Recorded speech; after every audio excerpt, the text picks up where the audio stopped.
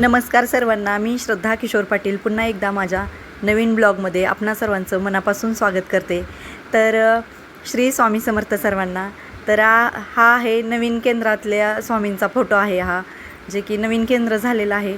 अगोदर ते आमच्या इथंच होतं, जवळ समोरच होतं. नंतर आता त्या केंद्राला एअरपोर्टजवळ जागा मिळालेली आहे आणि ते तिकडं शिफ्ट झालं आहे. आता त्याचं पण डेव्हलपमेंटचं काम सुरू आहे.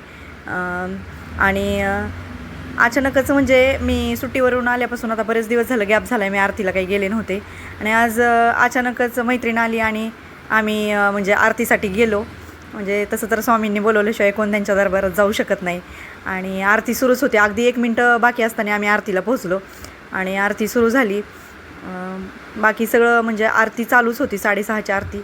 आणि आज आहे सोमवती अमावस्या. तर सोमवती अमावस्येच्या पण माझ्या सर्व ताई आणि दादांना मनापासून शुभेच्छा.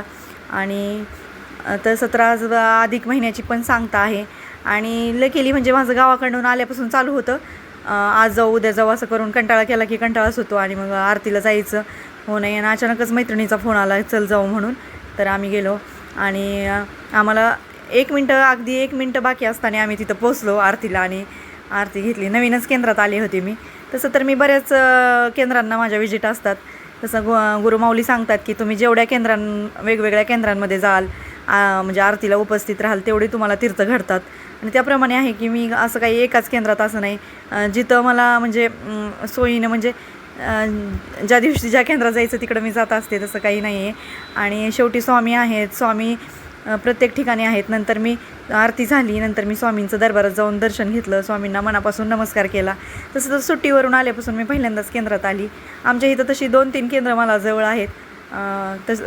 मी म्हणजे जात असते, म्हणजे वेळेनुसार जात असते. थोडं दूर आहे, त्याला जर वेळ बाकी असेल तिकडं जात असते. आज वेळ कमी होती त्यामुळे इकडं आले. असं काही नाही आहे. मला मनापासून जर आपण स्वामींचं करत असू तर आपल्याला कोणत्या केंद्रात आपण जातो, कुठं सेवा करतो हे महत्त्वाचं नसतं. तर आपण किती मनापासून करतो किंवा स्वामींवर आपला किती विश्वास आहे, स्वामींना आपण किती मानतो, याच्यावरती सर्व अवलंबून असतं. त्याच्यानंतर आता जस्टच इथं भागवत पारायण झालेलं आहे आणि त्याच्यामुळं हे बघा इथं गोवर्धन पर्वत वगैरे जे भागवतात वर्णन आहे श्रीकृष्णांचं, गोवर्धन पर्वत किंवा असं, तर त्याचा सेटअप तयार केला होता. आता ते संपलेलं आहे. म्हणजे अशा मूर्ती वगैरे कृष्णाच्या किंवा राधेच्या मूर्ती वगैरे त्यांनी खूप छान सेटअप केला होता. पण मी काही नव्हते, आता सुट्टीला गेल्यामुळं मला काही ते अटेंड करणं झालं नाही.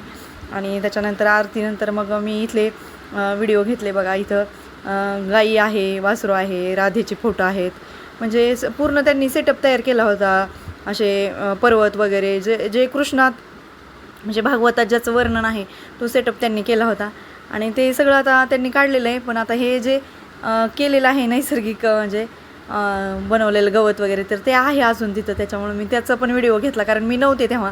आणि तसं तर मला म्हणजे ताई दादांचे फोन येत होते की तुम्ही या म्हणून, तुम्ही नाहीच आले यावेळी. पण मला सुट्टीला गेल्यामुळं नाही शक्य झालं भागवताला पारायणाला बसणं. त्याच्यानंतर मग हवन चालू होतं. आरतीनंतर जे हवन असतं स्वामींचा जप किंवा कालभैरवाष्टक वगैरे घेतात त्याला. आणि लकीली मला पण संधी मिळाली आज, कारण बसले होते मी मागे बघा तिथं. तर मला पण संधी मिळाली की हवन घेतलं मी. म्हणजे आपल्या जर मनात, मला तसं वाटत होतं मी जाऊ का नको आज आरतीला. आणि लकीली मैत्रिणीचा फोन आला आणि ती आली पण, म्हटली चला आपण जाऊ, इकडं आहेत अजून 4-5 मिनटं बाकी. तर मग मी म्हणजे गेले केंद्रात आणि मनापासून म्हणजे तसं सोमवती अमावस्या पण आहे आज. आणि भैरवचंडीचं पण काय आहे आज, भैरवचंडीचं पण आज म्हणजे वाचन घेणार आहेत केंद्रात. आणि नंतर बघा हे दुसरा एक त्यांनी म्हणजे पर्वत बनवलेला आहे. आणि खूप छान केलं होतं असं मला सगळे सांगतायत, कारण मी तेव्हा नव्हते. आणि तसे केंद्राचे व्हिडिओ पण येत होते, पण गावाकडे नेटवर्कचा इश्यू असल्यामुळं ते काही मला म्हणजे पाहता आले नाही. आणि स्वामी तर म्हणजे माझ्या प्रत्येक गोष्टीत, मला स्वामींशिवाय मी कोणत्याही गोष्टीलाही करत नाही. म्हणजे स्वामी तर आहेतच. मला असं वाटतं की स्वामींशिवाय नाही काही, असं माझा तर समज आहे. प्रत्येकाचं वेगवेगळी श्रद्धा असते, प्रत्येकाचं वेगवेगळं आराध्य असतं. पण जेव्हा आपण स्वामींचं करतो किंवा स्वामींसाठी स्वामी आपल्यासोबत आहेत असं मला तरी सतत भास होतो की आहेत स्वामी. आणि स्वामींना जेव्हा आपण आपल्या आयुष्यात आपण स्वामींना मानतो, स्वामींचं अस्तित्व जेव्हा आपण स्वीकारतो, तेव्हा मला नाही वाटत की आपल्याला कुठे जाण्याची किंवा दुसरा कुठला मार्ग स्वीकारण्याची गरज असते. आपले प्रश्न सुटत जातात. संकट तर येत असतात, पण ते स्वामी त्याचं प्रारब्ध कमी करत असतात आपल्यासाठी. आणि बघा इथं असं स्वामींचा फोटो आहे. एक केंद्र आहे नवीन स्वामींचं आता झाले, आणि ह्या केंद्राला पण भरपूर अशी जागा, एवढी जागा खूप मोठी जागा मिळाली. आता इथं लवकरच डेव्हलपमेंटचं काम होणार आहे, स्वामींचं केंद्र होणार आहे इथं मोठं. आणि अगदी म्हणजे मोठी जागा मिळाली. आमच्या तिथं होतं ना, कंजेस्टेड होतं खूप, म्हणजे गार्डनमध्येच होतं. आणि आता जागा मिळालेली आहे, तर लवकरच ह्याचं आता डेव्हलपमेंटचं काम सुरू होणार आहे. तोपर्यंत त्यांनी इथं म्हणजे असं दरबार वगैरे स्वामींचा केलेला आहे. इतकं छान केलं वाटतं ना, इथं आल्यावर फ्रेश वाटतं. तसं तर मला कुठल्याही केंद्रात गेल्यावर जिथं स्वामी आहेत तिथं असं छानच वाटतं. कारण शेवटी आपलं आराध्य आहे ते. मग ते कोणतं केंद्र आहे, कुठलं केंद्र आहे, काय मला ते माहीत नाही, पण मी मनापासून माझ्या स्वामींना मानते. आणि स्वामी माझ्या आयुष्यात त्यांचं स्थान खूप मोठं आहे, की जे मी माझ्या जीवन प्रवासात किंवा माझ्या सांसारिक जीवनात असेल किंवा प्रत्येक गोष्टीत स्वामी आहेत असं मला तरी वाटतं.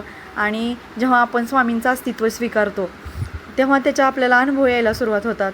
हे बघा, हे असं तयार केलेलं आहे त्यांनी, म्हणजे ह्याचं भागवतासाठी तयार केलेलं होतं. आणि नंतर महाराजांचं दर्शन घेतलं. तर कसा वाटला तुम्हाला माझा व्हिडिओ नक्की सांगा. आणि तुम्हाला जर असेच माझे नवनवीन व्हिडिओ पाहिजे असतील तर माझ्या चॅनलला सबस्क्राईब करा आणि लाईक शेअर करा.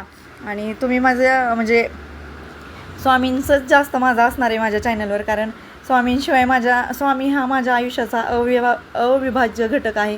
कारण माझ्या फॅमिलीज मेंबर मी स्वामींना मानते. तर नक्की सबस्क्राईब करा. श्री स्वामी समर्थ.